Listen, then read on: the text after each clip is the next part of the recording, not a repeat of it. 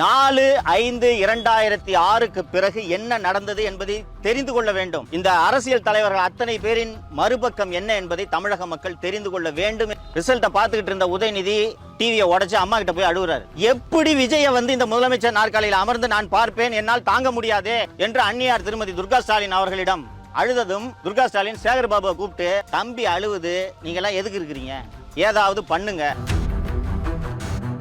CV. Shanmugam உள்ளிட்டோர் தாவேகவில் Aadhav Arjuna, John Arokiasamy உள்ளிட்டோரோடு பேச்சுவார்த்தையை தொடங்குகிறார்கள். தாவேக அண்ணா திராவிட முன்னேற்ற கழகத்திற்கு அளிப்பதாக சொன்ன அமைச்சரவைகளின் எண்ணிக்கை 15. எந்த மினிஸ்ட்ரி வேணுமோ நீங்க எடுத்துங்க.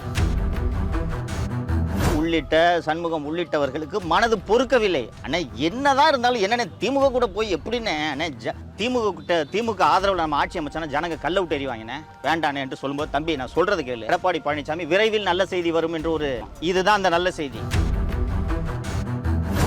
தொல் திருமாவளவனை முதல்வராக்கலாம், சமூக நீதி என்று பேசிவிட்டு முதல் முறையாக ஒரு தலித்தை தமிழகத்தின் முதலமைச்சர் ஆக்கி இருக்கிறோம் என்ற பெருமை 2 திராவிட கட்சிகளுக்குமே வரும். திருமாவை முதல்வராக்கலாம் என்று சொல்லும் போது எடப்பாடி பழனிசாமி, ஒன்னு நான் முதல்வராகணும், இல்லைன்னா யாருமே முதல்வராக கூட, யாரையும் நான் முதல்வராக்க விடமாட்டேன்.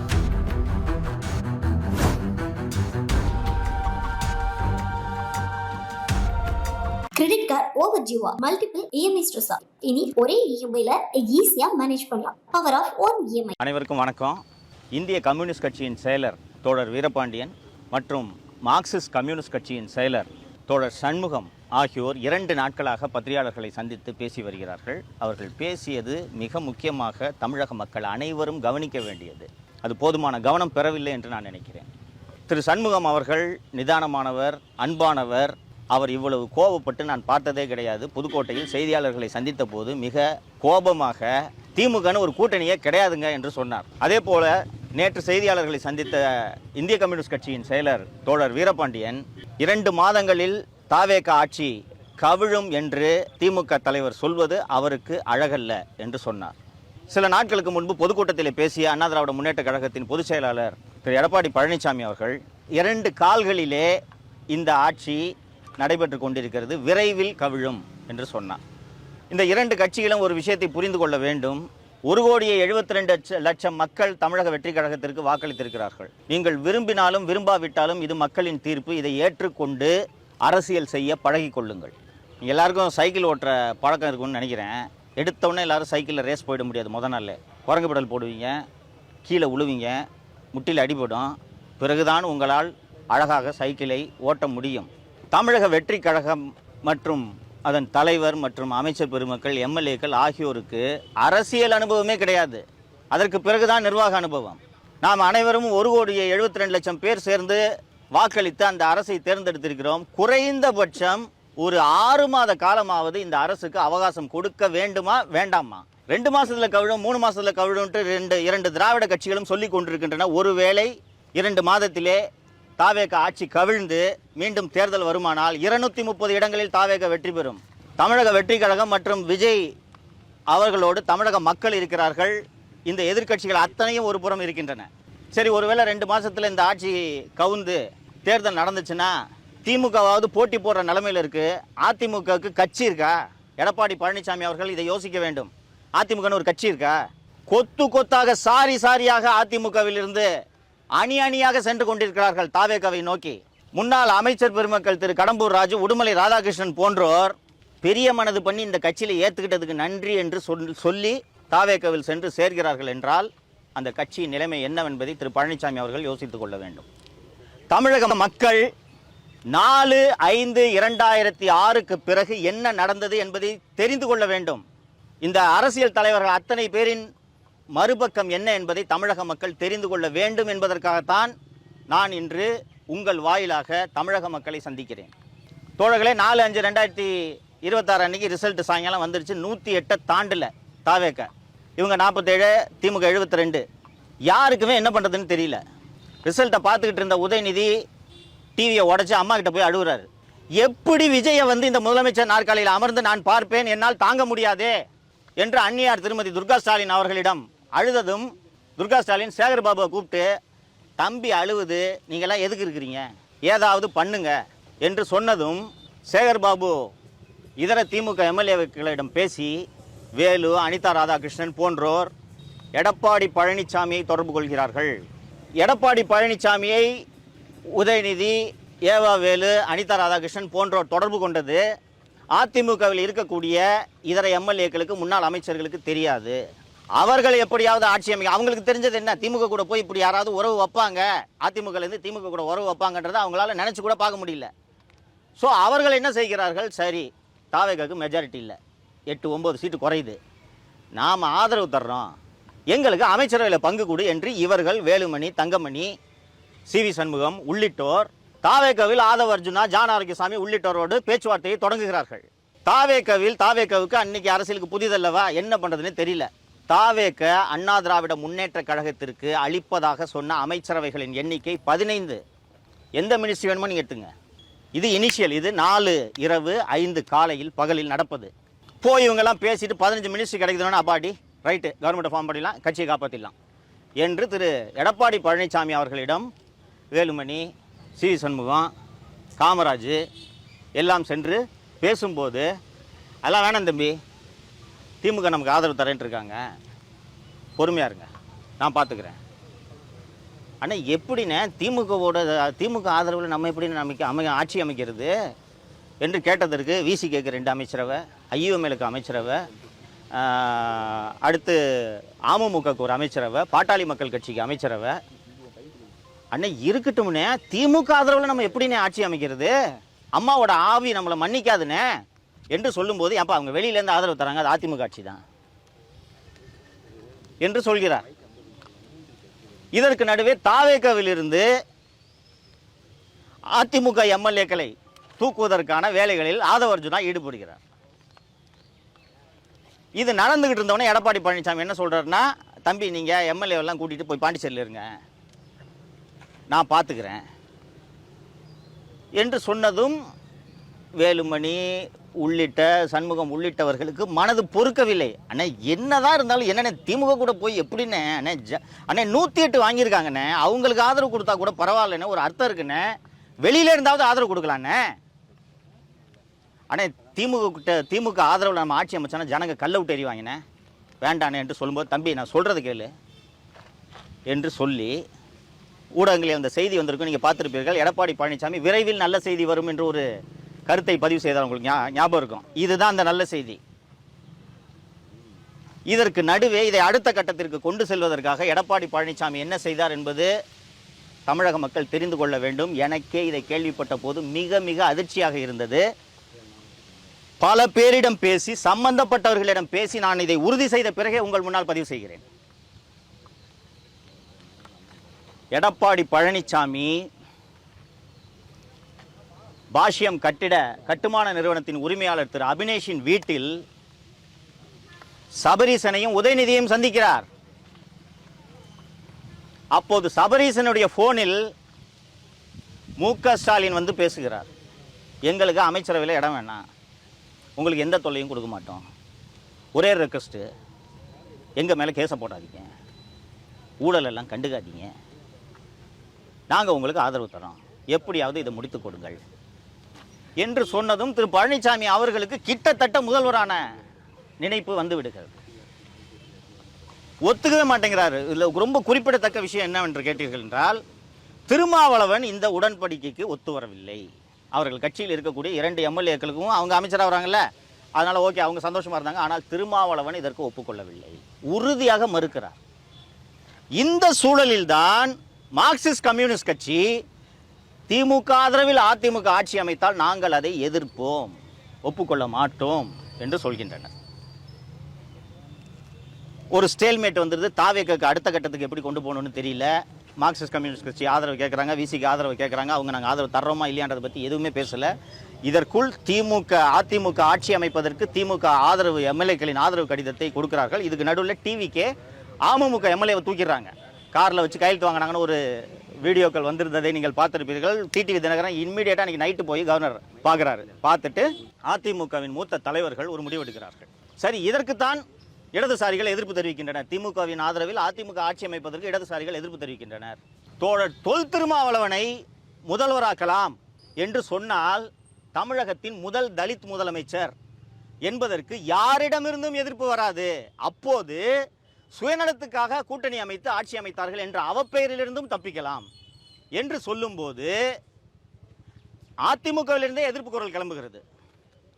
திருமாவளவனை முதல்வராக்கிட்டு நான் எப்படி என் தொகுதிக்கு போகிறது என்று சில எம்எல்ஏக்கள் எதிர்ப்பு தெரிவிக்கிறார்கள். ஏன்னா விழுப்புரம் மாவட்டம், கள்ளக்குறிச்சி மாவட்டத்தில் தான் அதிமுக சில எம்எல்ஏக்களை ஜெயிச்சிருக்கு. அவங்க எதிர்ப்பு தெரிவிக்கிறாங்க, நாங்கள் எப்படிங்க போகிறது என்று. அவர்களை பேசி சமாதானம் செய்து பாட்டாளி மக்கள் கட்சியின் ஆதரவையும் கோருவோம் என்று அதிமுகவின் ஒரு மூத்த தலைவர் அன்புமணியிடம் பேசுகிறார். அன்புமணிக்கிட்ட பேசின உடனே அன்புமணி என்ன சொல்கிறார், ஏங்க அவங்க சிஎம் ஆக்கிட்டு நாங்கள் எப்படிங்க கட்சி நடத்த, அதெல்லாம் முடியாது, வேணா அவங்க 2.5 வருஷம் நாங்கள் 2.5 வருஷம் என்று ஒரு ப்ரொப்போசலை அன்புமணி சொன்னோன்னே இது சரியாக வராதுங்க என்று இணைப்பு துண்டிக்கப்படுகிறது.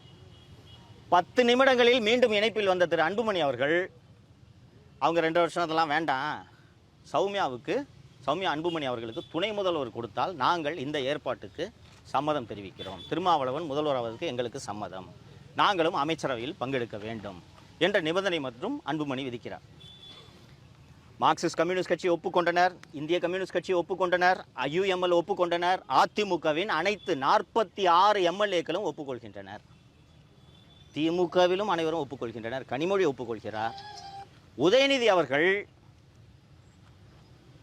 அதிமுகவில் இருக்கக்கூடிய மூத்த தலைவர் திரு வேலுமணி அவர்களை அழைத்து இது போன்ற அற்புதமான ஒரு யோசனை எங்களுக்கு தோன்றாமல் போய்விட்டது, மிகச்சிறப்பான யோசனை, சமூக நீதி என்று பேசிவிட்டு முதல் முறையாக ஒரு தலித்தை தமிழகத்தின் முதலமைச்சர் ஆக்கியிருக்கிறோம் என்ற பெருமை 2 திராவிட கட்சிகளுக்குமே வரும், சிறப்பான யோசனை, இதை செய்யுங்கள் என்று அவர்கள் அத்தனை பேரும் சம்மதம் தெரிவித்த பிறகு உங்களுக்கு எல்லாம் நினைவு இருக்கும், 46 எம்எல்ஏக்களும் சேர்ந்து திரு எடப்பாடி பழனிசாமியின் வீட்டிலே ஒரு கூட்டம் நடந்தது, எம்எல்ஏக்கள் கூட்டம். அந்த கூட்டத்தில் இந்த ப்ரொப்போசலை வைக்கிறாங்க. திருமா சம்மதிச்சிட்டாரு, எல்லாருக்கிட்டையும் பேசிட்டோம், சம்மதிச்சிட்டாங்க, திருமாவை முதல்வராக்கலாம் என்று சொல்லும்போது எடப்பாடி பழனிசாமி திருமாவளவனை முதல்வராக்கிறதுக்காக நான் கட்சி நடத்துகிறேன், ஒன்று நான் முதல்வராகணும், இல்லைன்னா யாருமே முதல்வராகக்கூடாது,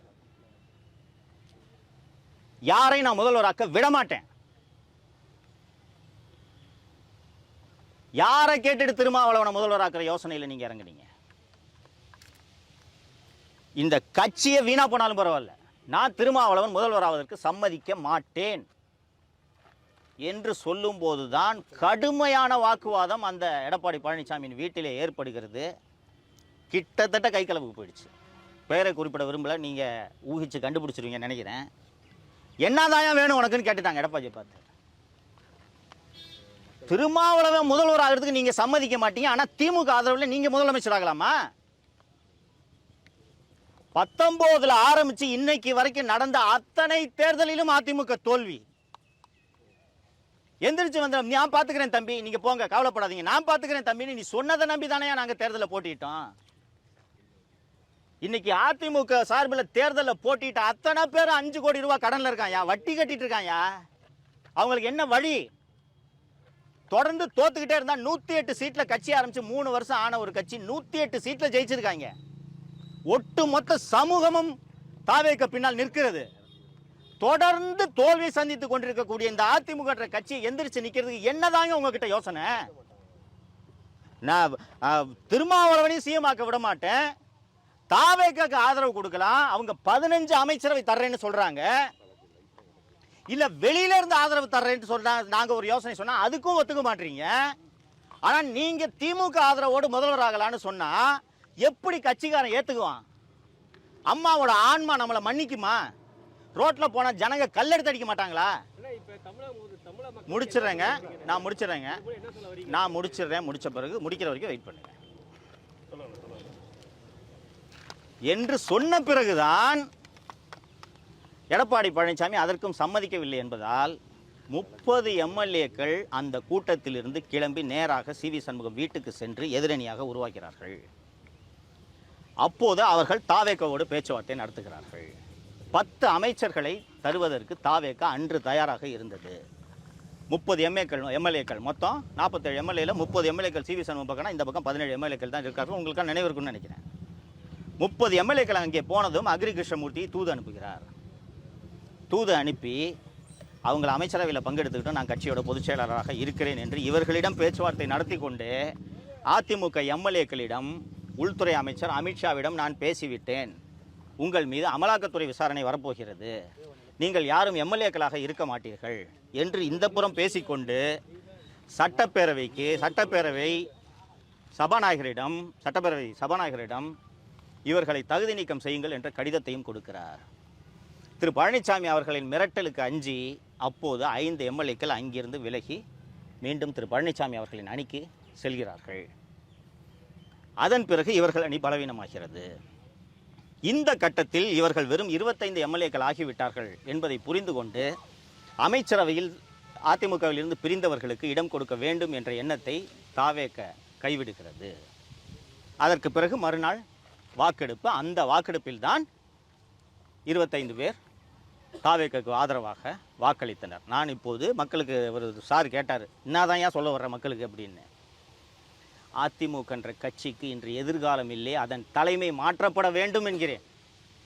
தொடங்கி நடந்த 52 ஆண்டுகளில் 32 ஆண்டுகள் தமிழகத்தை ஆண்ட கட்சி, நம்ம எல்லாருக்கும் நல்லது பண்ண கட்சி. அது மாணவர்களுக்கு இலவச லேப்டாப் வழங்கின கட்சி, மாணவர்களுக்கு சைக்கிள் வழங்கின கட்சி, தமிழகத்துக்கு எவ்வளவோ நன்மை செய்த கட்சி இன்று கற்பூரம் போல கரைந்து கொண்டிருக்கிறது. இது எனக்கு வருத்தமாக இருக்கிறது. எனக்கு அதிமுகவை சேர்ந்த வழக்கறிஞர்கள் தான் தமிழகத்தின் பல்வேறு மாவட்டங்களில் நீதிமன்றங்களில் எனக்காக ஆஜரானார்கள். அவர்களில் 90% இன்று தாவேகவில் இருக்கிறார்கள். திருச்சி மாவட்டத்திலே எனக்காக ஆஜரான எனது அன்பிற்குரிய நண்பர் திரு முல்லை சுரேஷ் அவர்கள் உட்பட இன்று பலர் தாவேகவிற்கு சென்று விட்டனர். தமிழகத்தின் இன்னொரு காங்கிரஸ் கட்சியாக அதிமுக மாறிவிட்டது. காங்கிரஸ் கட்சியானா தலைவர்கள் மட்டும்தான் இருப்பாங்க, தொண்டர்களே இருக்க மாட்டாங்க. இன்று வம்படியாக விடாப்படியாக தாவேக அரசை கவிழ்த்தே தீருவேன் என்று கங்கணம் கட்டி கொண்டிருக்கிறார் திரு எடப்பாடி பழனிசாமி. இன்று தாவேக அரசு கவிழ்ந்தால் அவரால் தேர்தலில் வெற்றி பெற முடியுமா? ஒன்றுபட்ட அதிமுகவாக இருந்து தாவேக என்ற ஒரு கட்சி ஒரு ஃபோர்ஸா இல்லையா என்பதே தெரியாத போதே நீங்கள் வெறும் 47 இடங்களில் வெற்றி பெற்றீர்கள். இன்னைக்கு கட்சி கற்பூரம் மாதிரி கரைஞ்சு போச்சு, எலும்பு கூட தான் இருக்கு. இன்னைக்கு ஆட்சி தாவேக ஆட்சி கவிழ்ந்துச்சுன்னா எப்படி சார் நீங்க தேர்தலில் போட்டியிட்டு வெற்றி பெறுவீர்கள்? எப்படி வெற்றி பெற முடியும்? இன்னைக்கு ஒரு இளைஞர்களின் ஆதரவு இல்லாத கட்சி வெற்றியை பெற முடியாது என்ற நிலைக்கு இன்றைக்கு தமிழக அரசியல் ஆளாகி இருக்கிறது. அப்படி இருக்கும்போது 72 வயதான திரு எடப்பாடி பழனிசாமியால் அண்ணா திராவிட முன்னேற்ற கழகத்தை எப்படி வழிநடத்த முடியும்? இந்த கேள்வியை அண்ணா திராவிட முன்னேற்ற கழகத்தில் இருக்கக்கூடிய தொண்டர்கள் எழுப்ப வேண்டும் என்று நான் கேட்டுக்கொள்கிறேன். திமுக இந்த பக்கம் எடுத்துக்கிட்டீங்கன்னா நீங்கள்லாம் தப்பே பண்ணது இல்லையாங்க. உங்களோட ஜென்ம எதிரி உங்களை ஒழிக்கணுன்றதுக்காகவே உருவான அதிமுக ஆட்சிக்கு ஆதரவு தரேன்ட்டு போறீங்களே, உங்களுக்கு வெட்கமாக இல்லையா? 108 சீட்டு ஒரு கட்சி வாங்கியிருக்கு. அந்த கட்சியை எதிர்கட்சி வரிசையில் உட்கார வச்சுக்கிட்டு எதிரிகள் இருவரும் கைகோர்க்க வேண்டும் என்று சொன்னால் 1,72,00,000 வாக்காளர்களை நீங்கள் இழிவுபடுத்துவதாகாதா? ஒரு ஆட்சி நடந்துகிட்டு இருக்கு, குறை இருக்குங்க. நான் அந்த குறைகளை சுட்டி காட்டிட்டு தான் இருக்கேன். குறைய சொல்லுங்க. இன்னொன்று, தமிழக மக்களுக்காக தானே ஆட்சி பண்றாங்க, சொல்லி கொடுங்க சார். அவங்களுக்கு தெரியாது, சொல்லி கொடுங்க. இது தப்பு அது தப்புன்னு ஒரு 6 மாசம் கழிச்சு நீங்க இப்போதும் விமர்சனத்தை செய்யுங்க. ஆனா கவிழணும்னு ஏங்க சொல்லிட்டு இருக்கீங்க? மீண்டும் ஒரு பொது தேர்தலை நடத்தி தமிழக மக்களின் மீது கடுமையான வரிச்சுமையை ஏற்படுத்துவதற்கும் இந்திய மக்களின் வரிப்பணத்தை செலவு செய்வதற்கும் நீங்கள் வழிவகுக்கிறீர்களா? இன்னொன்று, எந்த நம்பிக்கையில் நீங்க திருப்பி இந்த ஆட்சிக்கு தேர்தல் வரணும்னு சொல்றீங்க? உங்களால் ஜெயிக்க முடியுமா? மக்கள் அவ்வளவு பேரும் தாவேக பின்னால் நிற்கிறார்கள். அந்த எல்லாரும் நீங்க தான் அந்த ஆட்சி கவர்னு நினைக்கிறீங்க. மக்கள் சரி புதுசுங்க. நானும் பல பேர்கிட்ட பேசுறேன், எப்படி இருக்கு ஆட்சின்னு கேட்டா இல்லைங்க பரவாயில்லைங்கன்றாங்க. இல்லைங்க தப்புலாம் நடக்குதுன்னு கேட்டா இல்ல கத்துக்கிறாங்க, புதுசுங்க என்கிறார்கள். அப்படி இந்த ஆட்சியை உடனடியாக கவிழ்க்க வேண்டும் என்று உங்களுக்கு ஏன் இந்த அதிகார வெறி என்று கேட்கிறேன். இன்று ஊடகத்திலே ஒரு செய்தி வந்திருக்கிறது. அதிமுகவின் பன்னீர்செல்வம் அணியிலே இருந்த திரு வைத்திலிங்கம் அவர்கள் திமுகவில் சேர்ந்த பிறகு அவர் மீதான ஊழல் வழக்கை லஞ்ச ஒழிப்புத்துறை ரத்து செய்திருக்கிறது என்ற செய்தி இன்று ஊடகங்களில் வந்திருக்கிறது. அப்ப திமுக அதிமுகவும் நீங்க எல்லாம் கூட்டணி சேர்ந்துக்கிட்டு 60 ஆண்டுகளாக தமிழகத்தை கொள்ளையடித்தீர்கள் என்பதை தமிழக மக்கள் கண்டுபிடித்து தானே 2 வருஷம் ஆன கட்சிக்கு ஓட்டு போட்டிருக்காங்க. இதை 2 திராவிட கட்சிகளும் சிந்திக்க வேண்டும். திராவிட கட்சிகளுக்கான காலம் முடிந்து விட்டது. தாவேகவை ஆள விடுங்கள். தாவேக தவறு செய்தால் மக்கள் கேள்வி கேட்பார்கள், சும்மா விட மாட்டாங்க. திமுக அதிமுக 2 தூக்கி போட்ட ஜனங்களுக்கு தாவேகவை தூக்கி போட தெரியாதா? மக்களுக்கு தெரியும். ஆள விடுங்கள், அவகாசம் கொடுங்கள் என்று கேட்கிறேன். தமிழ்நாட்டில் தொடர்ந்து அதிகரிச்சிட்டு இருக்கு. அது காரணம் தாவேக அரசு சரியா செயல்படலன்னு எதிர்கட்சி எல்லாமே குற்றம் சாட்டுறாங்க. எப்படி சார் இந்த நிலையில வந்து இன்னைக்கு வந்து அமைச்சர் வந்து ஒரு வீடியோ வெளியிட்டிருக்காரு, பீஸ் கேரியரை புடுங்குற மாதிரி 2 பேர் கைது பண்ணியிருக்காங்க. 2 கேள்விக்கு இணைச்ச பதில் சொல்கிறேன். முதலமைச்சர் அவர்கள் இந்த மின்வெட்டு பிரச்சனையில் தீவிர கவனத்தை செலுத்த வேண்டும். இந்த பாருங்கள், நான் பப்ளிக்கு கை கொண்டு வச்சுருக்கேன். ராத்திரி 10 மணிக்கு கரண்ட்டு போய், இந்த சம்மரில் கரண்ட்டு போய் என் குழந்தை அழுதுச்சுன்னா என் கோபம் முழுக்க அரசின் மீது திரும்பும். ஃபியூஸ் கேரியர் பிடிக்கிட்டு போகிறாங்க, சபடாச் பண்ணுறாங்க, ஒயரை வெட்டி விட்றாங்க, எல்லாமே இருக்குது. ஆனால் பொதுமக்களான எனக்கு இதை பற்றிலாம் கவலை இல்லை. எனக்கு வீட்டில் கரண்ட் வேணும்.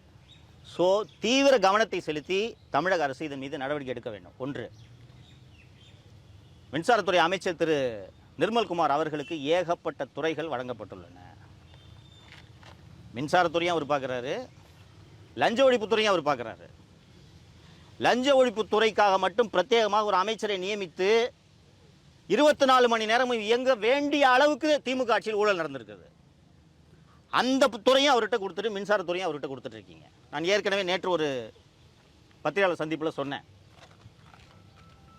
கிட்டத்தட்ட 10 ஆண்டு காலம் அதிமுக ஆட்சியில் சுகாதாரத்துறை செயலராக இருந்து கொள்ளையடித்தவர் தான் ராதாகிருஷ்ணன் ஐஏஎஸ். அதற்கு பிறகு திமுக ஆட்சியில் 1 வருடம் சென்னை மாநகராட்சி ஆணையராக கொள்ளையடித்தார்.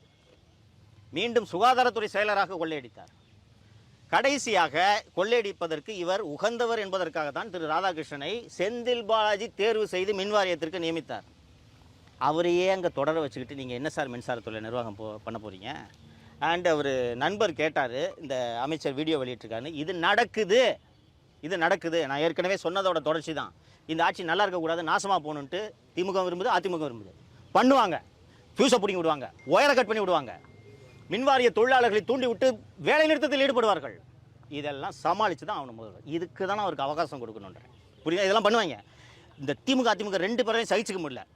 நீங்கள் வந்திருந்தா பரவாயில்லைங்க, நான் வந்திருந்தா பரவாயில்லைங்க, எவனோ ஒருத்தன் சினிமாவில் நடிச்சிருந்தவன் வந்து உட்காந்துட்டு இப்படி எப்படிங்க இதை சகிச்சுக்கிட்டு இருக்குது, அவனை ஆட்சி நடத்த விடாமல் நாசம் பண்ணலாம். இப்படி இது நடக்கிறதுனால கரண்ட் போய் நாம தான் கஷ்டப்படுறோம். நாம் அதை புரிஞ்சுக்கணும். இதை நம்ம எல்லாரும் சேர்ந்து கண்டிக்கணும். ஓகேங்களா? சாப்பாட்டாச்சு நடக்குதுங்க. ஃபீஸை பிடிங்கி விடுறது, குறிப்பாக சென்னையின் புறநகர் பகுதிகளில் வேண்டுமென்றே மின்சாரத்தை இணைப்பை துண்டிக்கும் வேலை நடந்து கொண்டிருக்கிறது. அண்ணாமலை வந்து புதுசாக ஒரு இயக்கம் ஆரம்பிச்சிருக்காது, அது பிஜேபி பெரிய பின்னோட ஏற்படுத்துமா, இல்லை தமிழ்நாட்டில் ஏதோ ஒரு அரசியல் ரீதியான தாக்கத்தை ஏற்படுத்துமா? சார், நம்ம கொஞ்சம் பொறுத்திருந்து தான் பார்க்கணும்னு நினைக்கிறேன். இது தொடக்கம். அவர் ஏற்கனவே நடத்தி கொண்டிருந்த ஐபிஎஸ் பணியை ராஜினாமா செய்து விட்டு 2020 அவர் வரும்போது 19 என்று நினைக்கிறேன், 19 ராஜினாமா பண்ணுறாரு. 19லேருந்து 20 பிஜேபியில் ஜாயின் பண்ணுறதுக்கு முன்னாடி அவர் நடத்தி கொண்டிருந்த அந்த வீத லீடன்ற இயக்கத்தை ரெனியூ பண்ணியிருக்காரு. இது அரசியல் இயக்கமாக இன்னும் உருப்பெறவில்லை. அது ஒரு ஷேப்புக்கு வந்த பிறகு நாம் கருத்து சொல்வதுதான் சரியாக இருக்கும் என்று நான் நினைக்கிறேன். தமிழ்நாட்டில் தொடர்ந்து இந்த போதைப் பொருள் கலாச்சாரம் சமீபம் அதிகமாக இருக்குது. நிறையா சிறுமிக்கு பாலியல் தொந்தரவு புகார்கள் நிறைய நடந்துட்டு இருக்கு. இது எப்படி இதை கட்டுப்படுத்துறதுக்கு இன்ன வரைக்கும் எந்த நடவடிக்கை எடுக்கலன்னு ஒரு குற்றச்சாட்டும் இருக்குது. இல்லை, எடுக்கலன்னுலாம் சொல்ல முடியாதுங்க. Land order review 2-3 review CM நடத்திட்டாரு. இன்றைக்கி இந்த சிங்கப்பெண் படை தொடக்க விழா நடக்குதுன்னு நினைக்கிறேன். போதைப் பொருளுக்கும் 2-3 ஆய்வுகளை செய்துவிட்டார். நான் தமிழக அரசை பார்த்து சொல்லிக்கொள்வது ஒன்று தான். காவல்துறையின் முக்கால்வாசி ஈரல் திமுக ஆட்சியில் அழுகி போய்விட்டது. அதை சரி செய்வதற்கான பணி கொஞ்சம் கடினமான பணி. முதல்வர் அதில் தீவிரமாக கவனம் செலுத்த வேண்டும். போலீஸ் டிபார்ட்மெண்ட் பிடிச்சி ஒரு உழுக்க வேண்டியதாக இருக்குது. அதாவது என்னென்னா, மேலே தலைமையை மாற்றிருக்காரு, கீழே புறையோடி போயிருக்கும் அந்த ஊழல் அப்படியே இருக்கிறது. போதைப் பொருள் கடத்துபவர்கள், சட்டவிரோத செயல்களில் ஈடுபடுபவர்களோடு இன்னும் கீழ்மட்ட காவல்துறையினர் கரம் கோர்த்து கொண்டு தான் இருக்கிறார்கள். அதை சரி செய்வதற்கான வழிமுறைகளை முதல்வர் அவர்கள் கண்டறிந்து செயல்படுத்தினால்தான் இந்த அளவுக்கான சேஞ்சஸ் வரும். இல்லைனா நீங்கள் மேலே டாப்பில் 2 பேரை டிஜிபி மாற்றுறீங்க, கமிஷனர் மாற்றுறீங்க, இதெல்லாம் மாற்றிங்கன்னா கீழே இருக்க அதே ஆள் தான் இருக்காங்க. இப்போ நீங்கள் ராம்ஜி ஸ்டேஷன் எடுத்திங்கன்னா போன வருஷம் 6 மாதம் முன்னாடி இருந்த அதே இன்ஸ்பெக்டர் தான் இப்போவும் இருப்பார். டவுன் ஸ்டேஷன் இன்ஸ்பெக்டர் பார்த்தீங்கன்னா அதே இன்ஸ்பெக்டர் தான் இருப்பார். நீங்கள் இதை மாற்றாமல் எப்படி அது சரியாகும்? ஸோ இந்த சீரமைப்பை துரிதப்படுத்த வேண்டும் என்று நான் கேட்டுக்கொள்கிறேன். இல்லை, இப்போ காவல் நிலையத்தில் ஆள் பற்றாக்குறை இருக்கிறதுனால பெரிய அளவில் பாதிப்பு ஏற்பட்டு இப்போ அதை பற்றி எதுவுமே கன்சிடர் பண்ணுற மாதிரி தெரியலையே. பண்ணுவாங்கன்னு நினைக்கிறேன். நான் ஏற்கனவே சொன்னது மாதிரி புதியவர்கள் கற்றுக்கொண்டிருக்கிறார்கள். ஸோ அதனால் கொஞ்சம் நாம் அவர்களுக்கு அவகாசம் கொடுக்க வேண்டும் என்று நான் நினைக்கிறேன். ஆள் பற்றாக்குறை உட்பட இன்னும் நிறைய பிரச்சனை இருக்குது சார் போலீஸ் டிபார்ட்மெண்ட்டில். இன்றைக்கி நடக்கக்கூடிய லாண்ட் ஆர்டர் இஷ்யூஸ்க்கு பெரும்பாலான issues core issues, fundamental issues இருக்குது. அந்த ஃபண்டமெண்டல் இஷ்யூஸை அட்ரஸ் பண்ணுறதுக்கு முதல்வர் அவர்களுக்கு உள்ளபடியே தெரியாது, என்ன இஷ்யூன்றதே தெரியாது. ஃபஸ்ட்டு இது வரைக்கும் இஷ்யூவே ஐடென்டிஃபை பண்ணல. ஸோ நல்ல அதிகாரிகள் நியமித்திருக்கார். அவர்கள் துணையோடு இந்த அடிப்படையான ஃபண்டமெண்டல் இஷ்யூஸை கண்டறிஞ்சு அதை கலைந்தால்தான் இந்த சட்டம் ஒழுங்கு பிரச்சனையை நீங்கள் சரி பண்ண முடியும். நீங்கள் நைட்டு பெட்ரோலில், அதாவது பைக்கில் ஜீப்பில் போகிறதுக்கு பதிலாக போலீஸ்காரங்களை ரோட்டில் நடக்க விட்டாங்கன்னா குற்றம் குறைஞ்சிருமான்லாம் இல்லை. ஜீப்லையாவது வேகமாக போகலாம், நடந்து போனீங்கன்னா அடுத்த தெருக்கு போய் கிரைம் பண்ணிட்டு போயிடுவாங்க. ஸோ ஃபண்டமெண்டல் சேஞ்சஸை பண்ணுறதுக்கான வழிமுறைகளை முதல்வர்கள் கண்டறிய வேண்டும். இந்த ஒரு மாசத்துல ஒரு மன அழுத்தத்தில் இருக்கதா சொல்லி காவல்துறை அதிகாரிகள் சொல்றாங்க. குறிப்பாக அந்த வார விடுமுறை கொடுக்கணும், ஆனால் இது வரைக்கும் அது காவல்துறை யாரும் கொடுக்கல. பணி சுமை அதிகமாக இருக்குது, அதனாலே அந்த பேர் தற்கொலை பண்ணி சூழ்நிலை ஏற்படுதுங்கிறாங்க. இதுக்கு எந்த அரசு நடவடிக்கை இருக்கு? மகேஷ்குமார் அகர்வால் என்ற ஒரு அற்புதமான அதிகாரி தமிழக காவல்துறையின் தலைமை இயக்குனராக வந்துள்ளார்.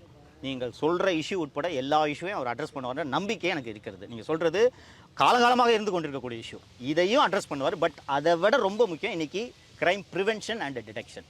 ஓகேங்களா? ஃபஸ்ட்டு நம்ம நல்லா இருக்கணும், அப்புறம் தான் காவல்துறையினரோட நலனை பற்றி பேசணும். ஓகேங்களா? அதனால் ஃபஸ்ட்டு இதை சரி பண்ணணும். மக்களுக்கு ரோட்டில் போகும்போது எனக்கு என் பொண்ணு போயிட்டு வீட்டுக்கு பத்திரமா வருமானு ஒரு தாயோ தகப்பனோ அஞ்சுனோன்னா அது என்னங்க சமூகம்?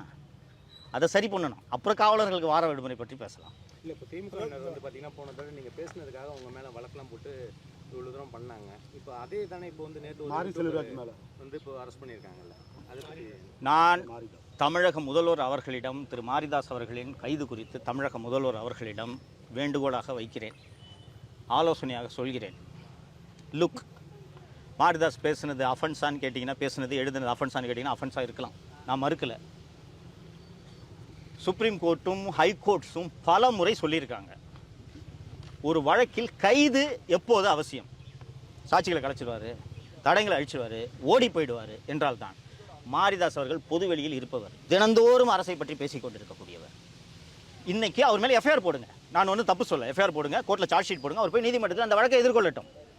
ஆனால் கைது அவசியமே இல்லை. திரு மாரிதாஸ் அவர்கள் நான் ட்விட்டரில் எழுதுறது நான் இல்லைங்க, என்னோட குளோனுங்கன்ட்டு மறுக்க முடியுமா? முடியாது. அப்புறம் எதுக்கு அரெஸ்ட்டு? கூட இருக்கிற அதிகாரிகள் அல்லது அமைச்சர் பெருமக்களே சில பேர் தாவேக்கவினரே தூண்டி விடுவாங்க, அண்ணே தூக்கி உள்ளே வச்சா தானே பயம் இருக்கும் அப்படின்னு. ஆனால் மக்கள் அரசை எதிர்த்து மாரிதாஸ் அவர்கள் பேசுவதால் தான் கைது செய்யப்பட்டிருக்கிறார் என்று தான் பேசுவார்கள். இப்படி என்னையும் மற்றவர்களையும் கைது செய்ததற்கான விலையை மு.க. ஸ்டாலினே கொளத்தூரில் கொடுத்தார் என்பதை முதல்வர் அவர்கள் நினைவில் கொள்ள வேண்டும் என்றதை நான் சொல்லிக்கிறேன். கிரெடிட் கார்டு ஓவர் ஜிவா மல்டிபிள் இஎம்ஐ ஸ்ட்ரெஸ். இனி ஒரே இஎம்ஐல ஈஸியா மேனேஜ் பண்ணலாம். Power of one EMI.